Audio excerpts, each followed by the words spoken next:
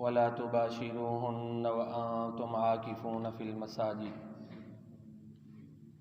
آج انشاءاللہ العزیز شام سے آخری عشرہ شروع ہونا ہے، اور آخری عشرے کی خصوصیات میں سے اعتکاف ہے اور لیلۃ القدر کی تلاش ہے۔ اور یہ وہ عشرہ ہے کہ اللہ کے نبی جناب محمد مصطفیٰ صلی اللہ علیہ وآلہ وسلم اس میں عبادت کا خصوصی اہتمام فرماتے ہیں۔ ان عبادات میں سے راتوں کو جاگنا، اعتکاف کرنا، لیلۃ القدر کی تلاش کرنا، یہ سر فہرست ہیں۔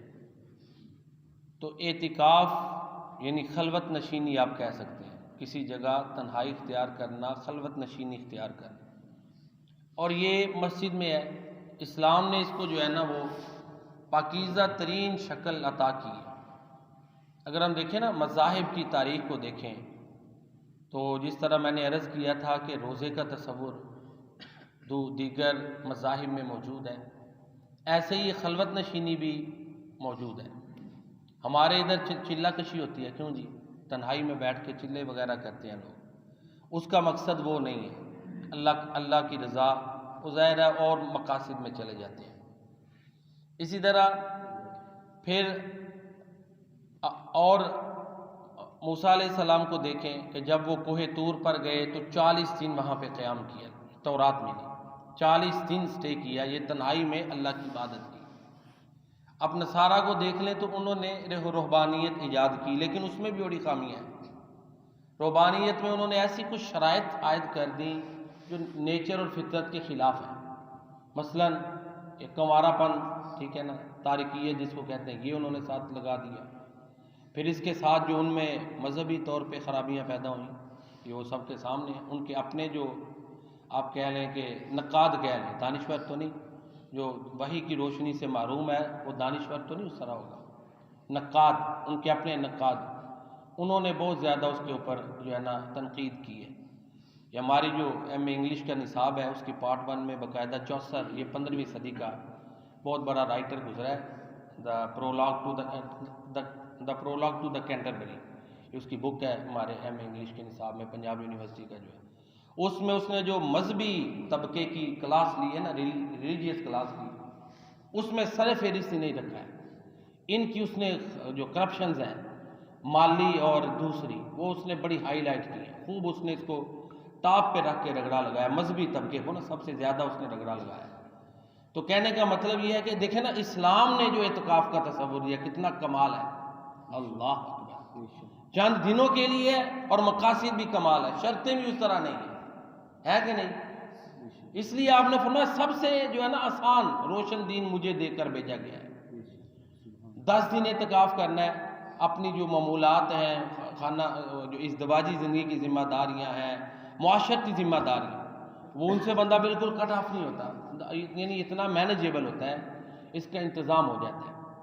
10 دن اعتکاف کرنا ہے، اور اس میں بھی یہ ہے کہ ہمارے دیکھ لیں کاروباری یا دنیاوی لحاظ سے یہ پیک کے دن ہوتے ہیں جس میں دنیا کی رغبت بڑی ہوتی ہے، بازاروں میں گہما گہمی ہے، یہ دوسرے معاملات ہیں، تو ساری چیزوں کو چھوڑ کے ایک اس میں جو دنیا کی محبت ہے وہ کم بھی ہوتی ہے، بڑا فائدہ ہے نا۔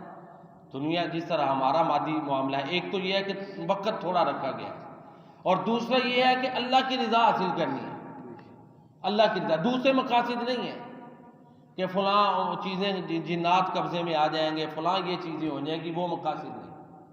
اعتکاف کے مقاصد ہیں اسپریچول پیوریفیکیشن، روحانی تطہیر، کہ روحانی سے مراد انسان کے نفس کی جو خواہشات جو چیزیں ہیں نا، اچھی اخلاص ہے، قربانی ہے، ٹھیک ہے، اور اسی طرح دنیا سے بے رغبتی ہے، یہ جو سوچیں ہیں، یہ جو جذبات ہیں، یہ پروان چڑھتے ہیں۔ جب ہم لفظ بولتے ہیں نا روحانی، اس کے مقابلے میں لفظ نفسانی آ جاتا ہے، نفسانی خواہشات، اس کے اپوزٹ عام طور پر آتا ہے، اور بھی معنی ہو سکتے ہیں، لیکن یہاں ہم کہتے ہیں جی روحانی تعلق بڑھے، تو روحانی روح سے تعلق ہے نا جس کا، تو روح کو ایک پازیٹیو لیا جاتا ہے عام طور پر، ٹھیک ہے، تو جو نفس ہے نا اس کو نیگیٹیو لیا جاتا ہے، روح کو اچھے انداز میں لیا جاتا ہے، مثبت، بڑے لفظ لوگ بولتے ہیں جی مثبت لفظ نہیں، مثبت ہے، تو اس کو جو روح ہے اس کا تعلق مثبت ہے، یعنی اچھے انداز میں لیا جائے گا، اچھی قوتیں پروان چڑھتی ہیں، جبکہ جو نفس ہے، نفسانی خواہشات ہے، وہ منفی نیگیٹو جاتی ہیں، وہ ایسی خواہشات، حسد ہو گیا، بغض ہو گیا، ریاکاری ہو گئی، نفرت ہو گئی، دنیا کی محبت، یہ نفسانی خواہشات ہیں۔